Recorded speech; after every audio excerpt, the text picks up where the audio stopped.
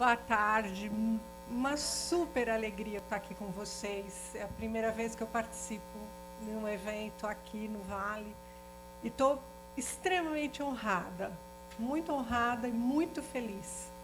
Eu peço desculpas a vocês porque a minha voz ainda não está muito boa, como acho que a grande maioria, né? Faz algumas semanas aí eu fui brindada pela Covid. Então, eu ainda tenho, minha voz ainda falha às vezes um pouquinho e às vezes me dá um acesso de tosse. Então, se acontecer isso no meio aqui do nosso bate-papo, eu peço mil desculpas para vocês.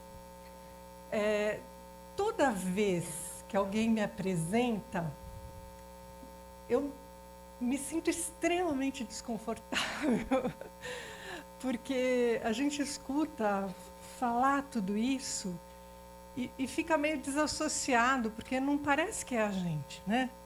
Então, eu vou de verdade me apresentar. Eu não sou nada daquilo que ela falou. Aquilo é estatística, é dado, é alguma coisa que aconteceu. Eu sou uma mulher, eu sou filha, eu sou sou de uma família muito feminina, né? Então, eu sou a filha caçula de uma mulher que ficou viúva com 40 anos de idade, com 5 meninas para criar. De uma família de imigrantes, como quase todos nós aqui no Brasil, né? Por isso esse meu nome, Vasquez, né? Minha família veio da Lituânia, né? Também fugido de dificuldades de lá. E sou a caçula e a menor, sou a mais baixinha lá da minha família. Sou mãe coruja de uma linda menina de 19 anos e sou casada há 28 anos com o mesmo marido. Olha que coisa maravilhosa, né? Não sei quem merece um troféu, se eu ou ele, mas a gente sempre celebra isso por ser uma união muito bacana. E hoje eu vim conversar com vocês e quero muito que vocês participem e a gente converse junto, porque eu quero conversar sobre simplicidade e sobre a nossa simplicidade como ser humano. Quando a gente se apresenta, quando a gente fala da vida de alguém, quando a gente descreve o currículo de alguém, e quando alguém sobe no palco para contar uma história, ou para falar do seu histórico de vida, do seu histórico de carreira, quando a gente está escutando, a gente sempre tem a sensação, nossa, um dia eu vou chegar lá. Um dia isso vai acontecer comigo e eu vou ser assim. Ou, às vezes, a gente tem aquele sentimento, isso nunca vai acontecer comigo. Isso nunca vai acontecer comigo. Porque eu não sou boa o suficiente, ou porque eu não vou conseguir construir alguma coisa, porque a gente já olha para as pessoas e tem a sensação, quem construiu alguma coisa foi alguém que recebeu meio que um dom, assim, aquela história da varinha mágica, da fada madrinha, né? Então a Kátia, ela foi apresentada, ela foi presidente de 2 grandes empresas aqui no Brasil, foi executiva de várias empresas. Acho que quando ela nasceu, a fada madrinha foi lá no berço e falou, você vai ser presidente de empresa. Gente, isso não existe. E eu espero, hoje, se tiver uma coisa que eu possa dividir com vocês, vamos ser a gente. E vamos ser a gente na nossa plenitude, no nosso potencial máximo. E vamos ser a gente agora, hoje, o tempo todo. Porque a gente é tão bom. Nós somos tão maravilhosas e maravilhosos, e a gente tem um poder tão grande. de transformar e influenciar vidas das pessoas, então a nossa história, ela tem que ser construída por isso. Ela tem que ser construída por esse nosso coletivo, por essa nossa simplicidade, pelo nosso momento e por aquilo que a gente vive e está aqui fazendo agora.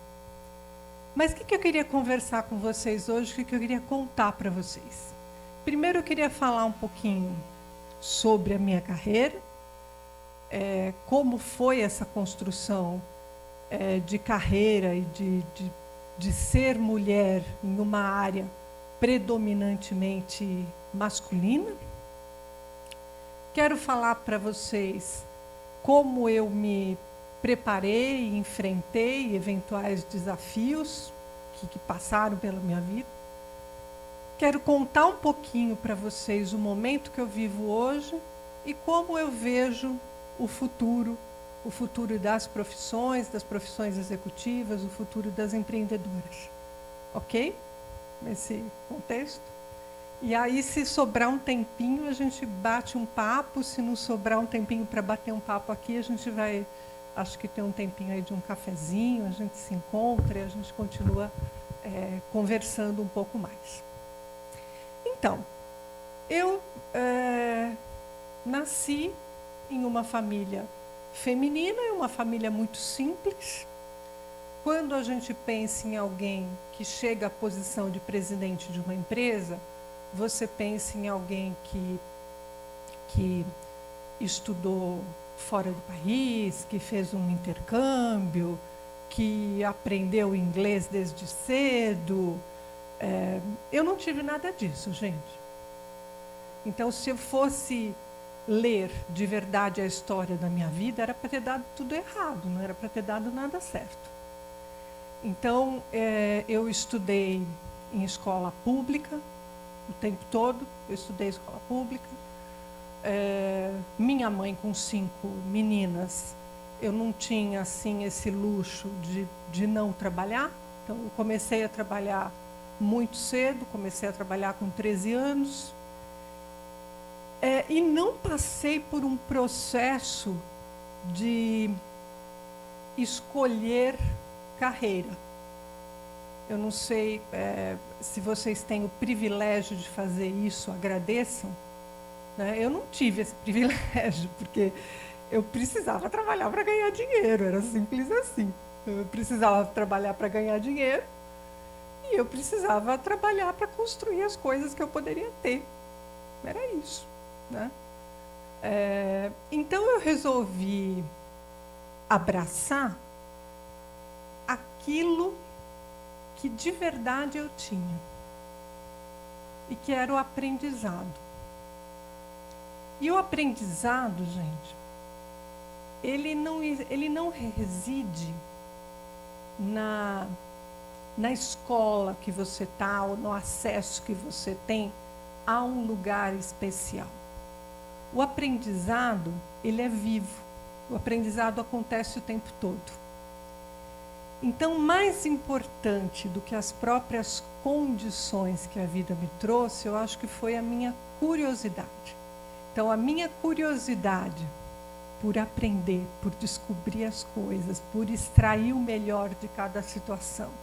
Isso foi o que me trouxe e me permitiu crescer muito. Quando a gente se propõe a aprender, o aprendizado, ele traz para nós 2 coisas a reboque. Ele traz raciocínio lógico, disciplina, porque você tem que se organizar para conseguir absorver as coisas, filtrar, organizar aquilo que você precisa, o que você não precisa.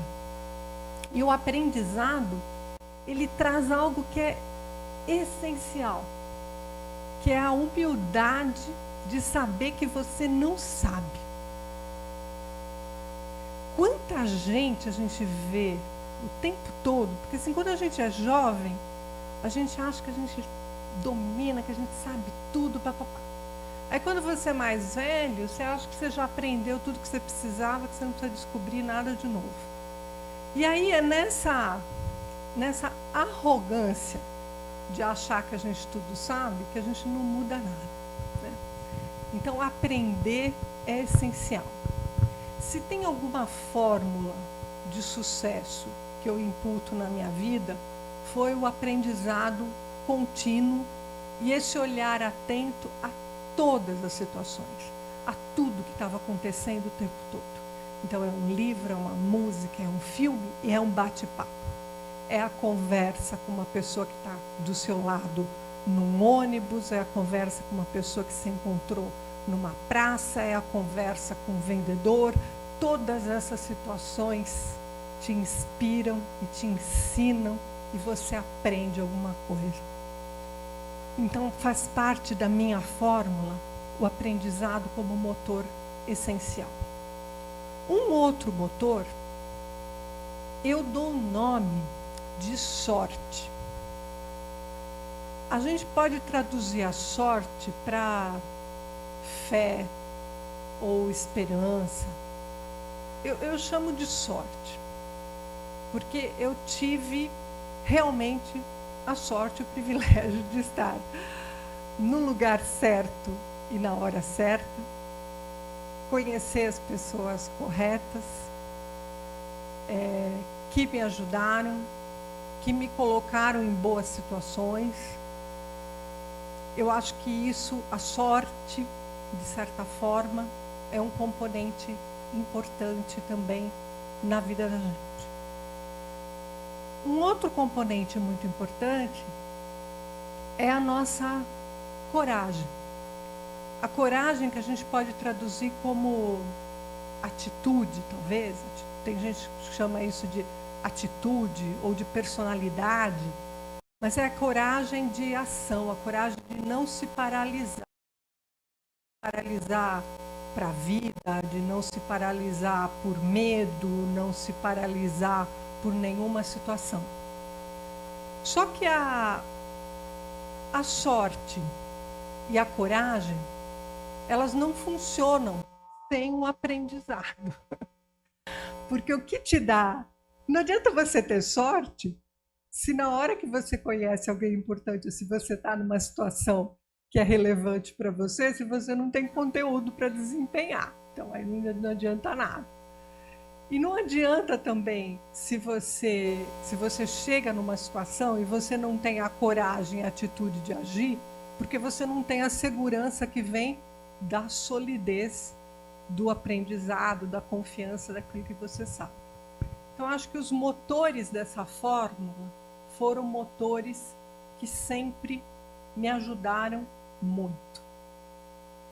Um fator para mim que foi essencial nesses componentes, e principalmente nesse componente de sorte, eu tive o privilégio de trabalhar com excelentes mentores que me escolheram e olharam para mim não só por conta de competências técnicas que eu tinha, mas também por aquilo que eu tinha como hoje que a gente chama de soft skills, né? Que é essa curiosidade infinita, que é a capacidade de absorver diversas situações, que é a capacidade de conciliação. Então, foram pessoas que abriram portas e me ajudaram em vários momentos da minha vida. Isso me ajudou a conquistar uma grande maioria das posições executivas que eu pude ter nessas empresas de tecnologia.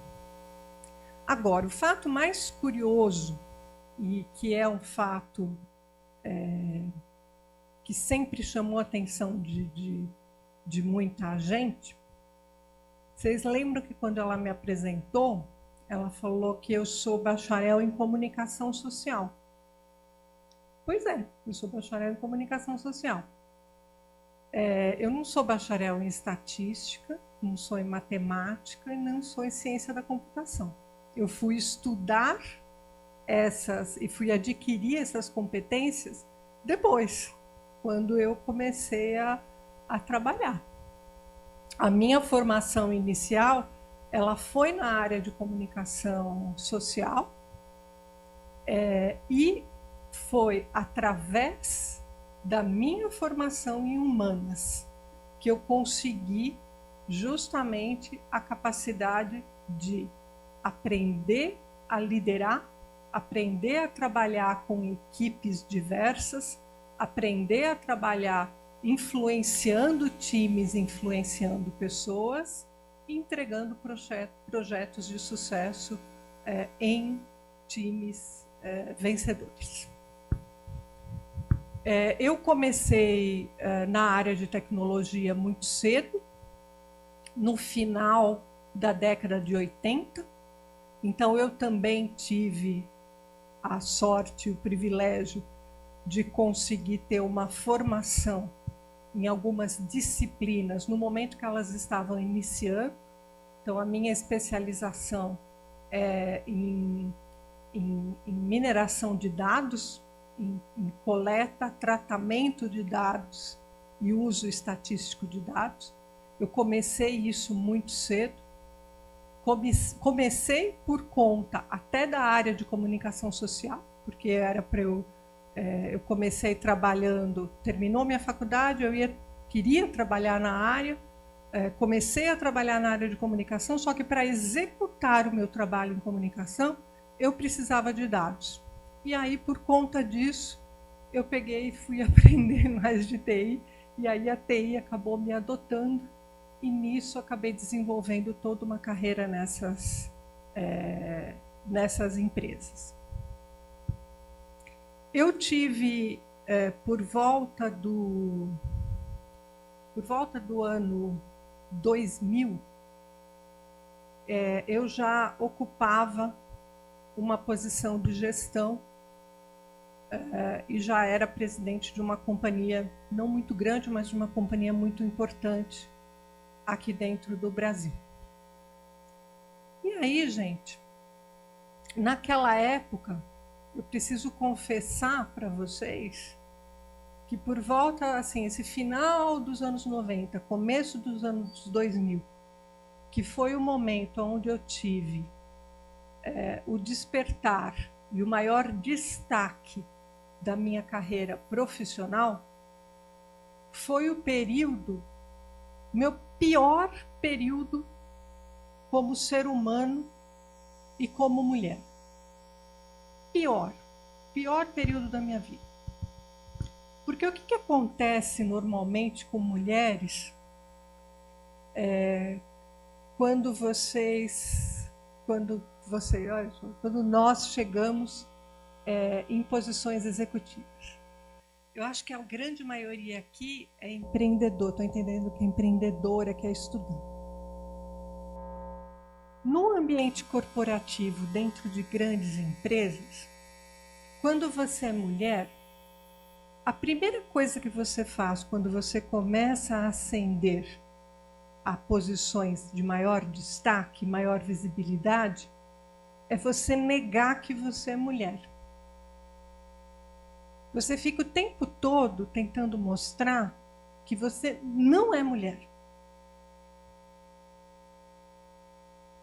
Porque para se destacar, você fala, primeiro você tem que me reconhecer que eu estou aqui pela minha competência. Então você quer se desassociar dessa condição feminina. Então, nesse começo dos anos 2000, quando eu olho para trás e me vejo, eu era horrível como ser humano. Porque eu era dura, fria, muito, muito, muito rígida comigo mesma. Eu só me vestia de terno, só usava calça, terno preto, camisa. Achava que era um disparate poder usar saia, uma blusa florida, pelo amor de Santa Bárbara. Né? Então, assim, a primeira atitude da mulher em um ambiente predominante masculino é essa, negar que você é mulher. Ponto 1. O outro ponto é ficar nessa paranoia de ser 15 vezes melhor do que qualquer outra pessoa. Porque você entende que estão o tempo todo te observando, te olhando, que você tem que se superar, você tem que saber tudo isso, cuidar de tudo e ainda saber se tem papel higiênico lá na despensa da tua casa, se você for casado. E disfarçar, isso é maravilhoso. E um outro ponto que acontece também, que eu entendo como era muito negativo, eu não ajudava outras mulheres.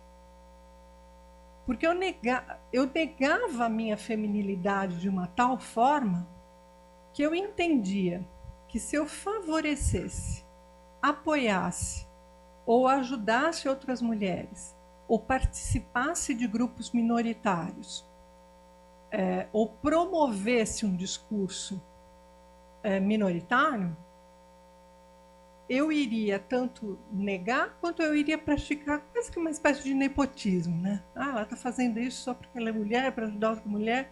Aí voltava a casa aquela história da negação. Então, eu passei esse período que era um período assim muito ruim. Mas aí o que aconteceu? Que eu queria compartilhar com vocês.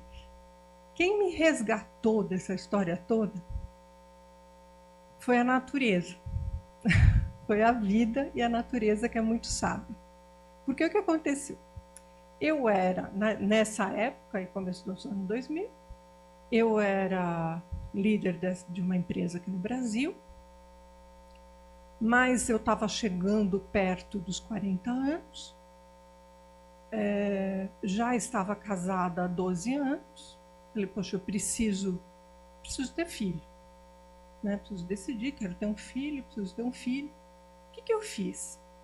Eu fiz todo um planejamento de forma que o nascimento do meu filho não acontecesse num fechamento de trimestre, nem de um fechamento de ano, para não atrapalhar os negócios da empresa. É lógico, né? Parece uma coisa assim meio bem natural, né? Então, fui no médico, fiz um tratamento de fertilização para casar, para ficar grávida exatamente naquele período, para dar os 9 meses, para nascer ali. Organizei tudo. Fiz maravilhosamente. Marquei o dia, lógico, né? Cesárea, dia tal, hora tal, no dia anterior, deixei tudo arrumado, organizei a casa, organizei o trabalho, fiz a unha, fiz mão, fiz pé, fiz cabelo, tal, assim, Aí vem aquele ditado, né? Lembra aquela piadinha, né? Qual era o jogador de futebol? Era o que falava? Alguém avisou os russos, né? Qual foi? Esqueci qual era o jogador que foi jogar. Assim, tudo bem, você fez toda essa estratégia, alguém avisou os russos, né? Alguém avisou o outro lado? Minha filha nasceu. E aí você volta para casa com um bebê no colo, e aí você pega o bebê e manda ele ler a tua planilha ali, do teu planejamento. Fala assim, o meu planejamento é esse aqui, tá? Então, a minha filha, ela me trouxe um resgate profundo da força da natureza. E naquela época também, eu fui muito abençoada com uma gravidez muito feliz e fui muito, apesar de toda essa estresse dessa vida corporativa, eu tive muito leite. E o próprio pediatra dela me indicou, falou assim, olha, doe seu leite. Participe de um banco de leite e tudo mais. E eu, assim, aquilo era tão louco para mim, porque era tão diferente do ambiente, do universo que eu frequentava. E já tinha sido muito duro para mim ter esse puxão que a natureza me deu e me fez descobrir que era mãe. Quando eu comecei a participar dos grupos ali do banco de leite, eu descobri um outro resgate, que foi o resgate das outras mulheres. Porque aí, sabe o que eu descobri? Porque eu sempre me achei, porque eu falava, eu sou coitadinha, filha caçula de uma família de imigrante, trabalhei desde os 13 anos, eu me achava uma super lutadora. Só que, gente, eu sou alta, eu sou branca, eu chamo Kátia Vasquez, eu tenho um monte de privilégio, eu não tenho nenhuma deficiência física, tenho uma saúde de ferro. E eu tive um momento de resgate também do outro lado do feminismo que a gente não vê, que é a mulher pobre, que é a mulher preta, que é a mulher deficiente, que é a mulher que vive numa condição de vulnerabilidade. Porque mesmo o feminismo ele ainda é muito elitista. E ele pega uma camada ainda muito pequena de quem consegue se destacar ainda com muito esforço. E nessa época que minha filha nasceu, ela me deu de presente esse resgate da minha feminilidade e o resgate do quanto que eu poderia fazer por outros seres humanos. E foi justamente nessa época que eu acabei tendo o privilégio de ser convidada por conta de um programa de cota da IBM Brasil. Eu fui contratada já numa posição executiva dentro da IBM. E a primeira coisa que eu fiz quando eu cheguei lá foi: vamos fundar um grupo de mulheres? Vamos fundar um grupo de mulheres? Vamos fundar um grupo de pessoas com deficiência física? Vamos falar sobre saúde mental? Vamos falar sobre emoção? Vamos falar sobre humanidade, da nossa fragilidade como ser humano? Porque é isso que faz a gente ser melhor. E eu imputo a isso esta segunda fase da minha vida e da minha carreira, que foi uma fase de um sucesso estrondoso, mas que ele só foi possível pelo resgate da minha sensibilidade. Porque se eu continuasse na minha linha de endurecimento, eu ia ser igual a todo mundo. E o que me trouxe, o que me resgatou e o que me destacou foi justamente a possibilidade de ser humana da maneira mais plena que eu poderia. E isso foi feito dessa forma. A gente às vezes não aprende as coisas pelo amor, aprende pela dor, mas o que eu queria poder compartilhar com vocês fiquem atentos a isso, sabe?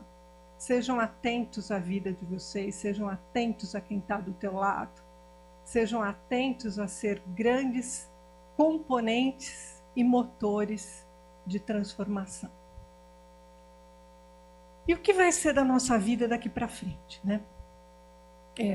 Eu vejo a nossa vida daqui para frente da seguinte forma: não importa na sua vida pessoal, ou você como empresária, ou você como executiva, não importa o seu papel tanto pessoal ou o seu papel profissional. A gente vive hoje um momento de profunda inflexão e transformação da sociedade. Então, por muito tempo a gente teve o mercado de trabalho dominado pela força, né?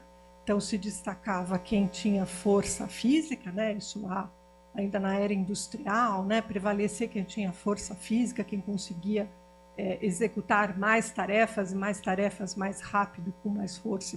Né? Hoje a gente vive um momento da inteligência, né? Onde a gente tem o raciocínio e o uso da inteligência nas interações e nos negócios de maneira muito plena. Mas o próximo passo É um passo muito forte que vai requerer ainda mais a nossa perspicácia e a nossa sensibilidade. Por quê? O futuro são os dados. Hoje a gente já é inundado por uma profusão de informações e dados que vêm de todos os lados, dos nossos aplicativos, de informações que a gente tem de mídia, de informação do que está acontecendo e tudo mais. A capacidade analítica de entender, compreender, filtrar e usar esses dados para se destacar, tanto pessoalmente, quanto o seu pequeno negócio, quanto o seu grande negócio, com o conglomerado que você faz parte, é isso que vai destacar o próximo grande profissional. Então, o futuro, ainda mais agora com tecnologias, quando a gente tem a entrada agora do 5G, que vai revolucionar, que vai poder, a gente vai ter cada vez mais poder de ação em cima do dado na nossa mão. O futuro vai ser um futuro extremamente analítico. Tudo aquilo que é tarefa repetitiva, pensa assim, tudo aquilo que você faz, que você sabe como você faz, e você consegue descrever a maneira que você faz, esqueça, isso vai ser substituído por um motor de inteligência artificial. Então, a inteligência artificial, ela vai dominar todas as tarefas que são tarefas conhecidas, repetitivas e que têm uma cadência de execução. O que vai se destacar é o salto, a descoberta. E é isso que eu vejo que nós, mulheres, temos uma capacidade extremada, pela nossa sensibilidade, pela nossa capacidade de reação e ação. Então, eu vejo para o futuro, para os profissionais do futuro, tem que ser a nossa missão, trabalhar muito bem com dados, com análise de informação, é isso que vai fazer a gente se destacar. Um olhar muito atento a tudo que se refere ao meio ambiente, à comunidade, à nossa participação nas comunidades. Logo que iniciou a pandemia, eu lembro que o Papa Francisco ele fez um discurso lindíssimo naquela Praça de São Marco vazia, e ele falou assim, ele falou uma frase que era mais ou menos assim: nós pensávamos que poderíamos seguir sãos em um mundo doente. Eu acho que é isso que a gente tem que está acontecendo hoje o tempo todo conosco. A gente não vai conseguir ter sucesso e a gente não vai conseguir ser rico, a gente não vai conseguir ser rico espiritualmente e materialmente com a pessoa do nosso lado lá para baixo. Então, trabalhar em prol de comunidades, em prol do meio ambiente, em prol do planeta, de maneira ativa, isso tem que ser missão de todos nós, como indivíduo, como empresário, como pessoa. Né? Acho que esses são os grandes pontos de destaque para qualquer profissional. E, para encerrar, queria só dizer para todos vocês, nunca parem de olhar para você mesmo e ter certeza, olhar para você e pensar, hoje eu estou vivendo a minha vida no máximo e estou executando aquilo que eu posso fazer no máximo. Hoje, agora, estou sendo. Não espera amanhã. Seja você na sua plenitude, seja você maravilhosa hoje, no dia de hoje. Olha para o teu lado e transforma a vida de alguém que está no teu lado hoje. Não espera amanhã, porque essa oportunidade de amanhã ela não vai vir. Ela vai vir a partir daquilo que você construir agora. Tá? Muito obrigada por vocês me receberem, me escutarem e não sei se eu perdi eu esqueci de contar o tempo. Eu fiquei tão à vontade aqui com vocês que eu esqueci de contar o tempo. Eu não sei se tem tempo para fazer pergunta.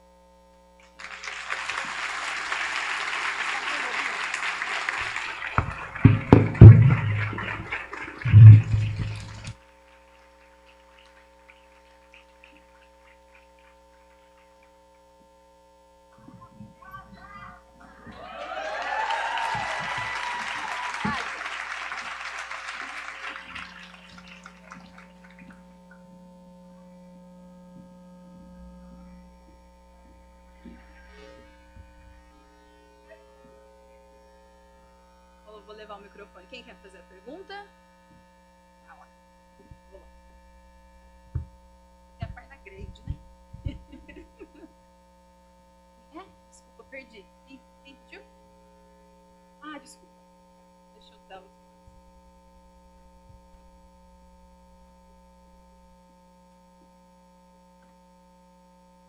Chega. Por favor.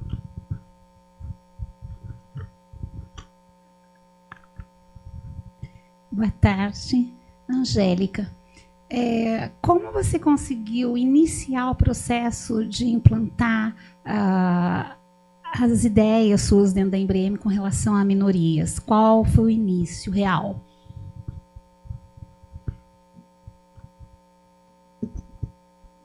Olha, o início ele foi num grupo até meio como esse. Eu comecei, já existia na IBM americana. A IBM americana sempre foi muito forte em relação à estruturação de grupos minoritários. Aqui no Brasil eles estavam um pouco esquecidos. Eu comecei primeiro com o grupo de mulheres. E começou de uma maneira muito natural, até assim,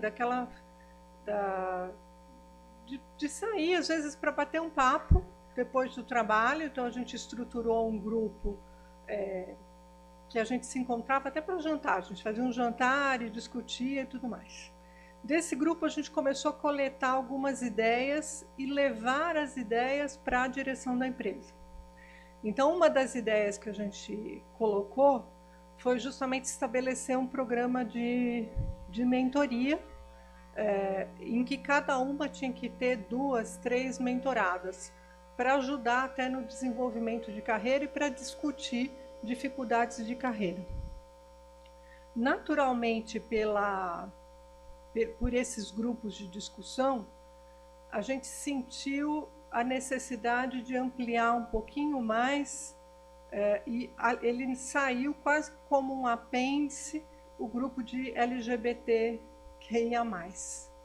Porque aí esses meninos foram os meninos que primeiro começaram a ficar perto da gente. Aí a gente fundou um apêndice. Depois a gente foi ampliando para os grupos de deficiência física. E recentemente, até o ano passado, a gente tinha até um grupo de refugiados, porque a gente acabou recebendo muita gente de outras culturas e de outros países aqui também que tinham dificuldades. Eu acho que a principal coisa quando você começa qualquer atividade é fazer o que a gente está fazendo aqui agora, é falar. A gente não se fala, né? A gente não se fala e a gente não fala de maneira honesta, de maneira simples, aquilo que a gente está sentindo, que a gente está vivendo. Então, quando você cria um espaço de acolhimento, que as pessoas se sentem seguras e confortáveis para conversar, para dizer o que está acontecendo, ele acaba naturalmente ele crescendo e se expandindo. Mas foi de maneira muito natural, gente. Foi de maneira muito simples, muito natural. E é lógico, teve apoio corporativo e apoio executivo para que acontecesse. Senão não daria certo.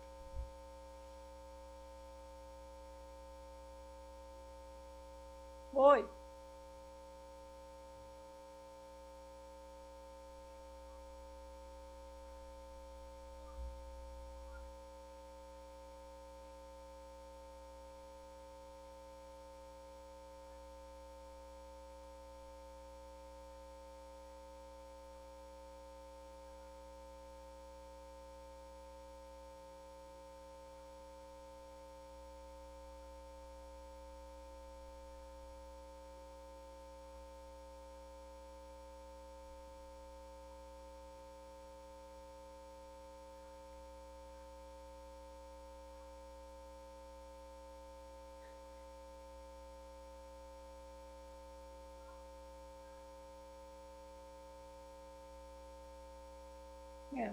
Eu acho que isso é uma luta constante, muito bem colocado, porque assim, é uma luta constante, né? Hoje, a gente está em 2022, a gente já deveria estar muito mais avançado do que a gente está hoje, né? No caso, como a gente escuta, é claro que precisa de apuração, mas toda a história que a gente ouve do presidente da Caixa Econômica, né, é tão assustador, dentre outros casos que a gente escuta. Não era para a gente estar em 2022 ainda passando por situações como essa.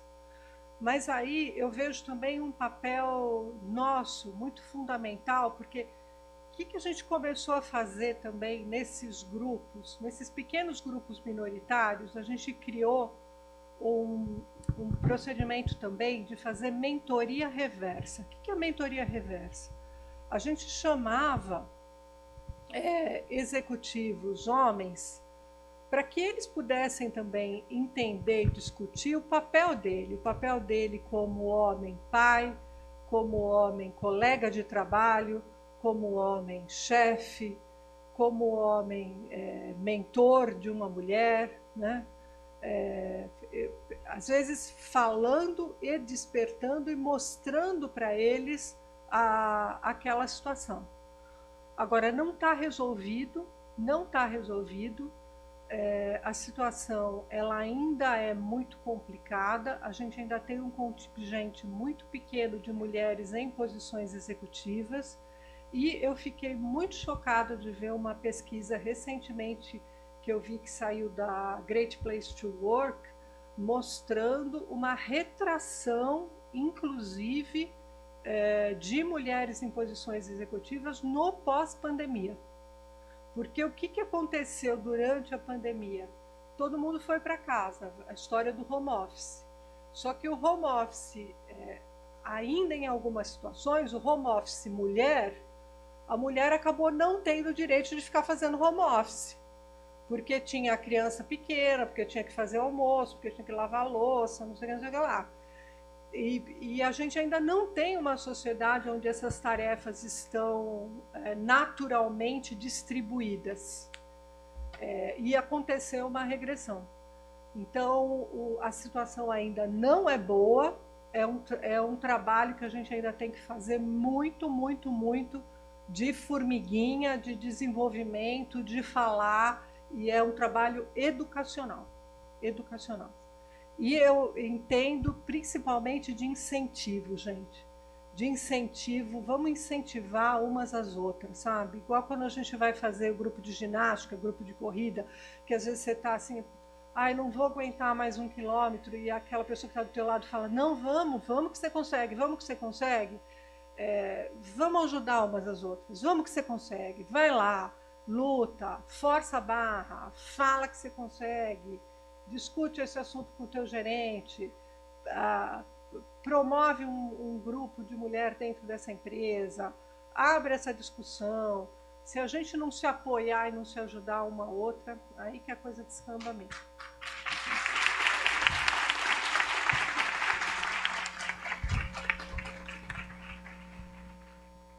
Boa tarde, Kátia. Eu gostaria de saber como você pensa, a partir de agora, que eu acho que esses últimos 2 anos aceleraram bem algumas tendências que já vinham ocorrendo, mas eu queria saber o que você pensa sobre a liderança remota. O que eu penso sobre a liderança remota é sobre você liderar grupos que estão atuando de maneira remota, né? Bom, esse é um grande desafio, né? Porque todo líder ele acabou virando um grande comunicador, né? E você conseguir congregar pessoas que estão distantes de você é bem complicado. Agora, eu vejo que isso é algo que cada vez mais vai crescer, que a gente precisa desenvolver ainda cada vez mais, e é isso que vai fazer com que a gente consiga ampliar até aquilo que a gente está fazendo agora, né? Eu acho que discutir também e entender o que está acontecendo, especialmente na vida de cada um, na casa de cada um, estar mais presente a realidade de cada uma das pessoas, ter um momento de entender o contexto onde aquela pessoa está vivendo, que a situação que ela está vivendo, né? Eu acho que no fim a liderança remota, ela se a gente for olhar, pensar e analisar friamente, ela é igual à liderança presencial, sendo bem honesta. A gente tem tantos líderes presenciais que são tão ausentes que às vezes não faz diferença, né? Eu acho que tudo se constrói pela empatia. Eu acho que a nossa capacidade de construir empatia, se colocar no lugar do outro, entender a motivação, o perfil daquela outra pessoa que está na ponta, é isso que vai fazer a diferença. Não sei se eu respondi a tua pergunta, não sei se era isso que você queria. Agora, e também acho que é algo que todos nós, cada vez mais a gente precisa explorar e trabalhar muito bem, é a nossa capacidade de se comunicar em vários meios, né? Então, gravar vídeo, assim, parece tudo uma brincadeira, essa história de TikTok, de Instagram, não sei o que lá, mas não é brincadeira, gente. Então, a capacidade de gravar um vídeo de impacto, comunicar de maneira forte a tua mensagem, às vezes por telefone, por uma mensagem de voz, por uma mensagem de vídeo, por um texto muito bem escrito, né? Então, desenvolver habilidades de comunicação, eu vejo isso como essencial também para todos nós. Acabou, né?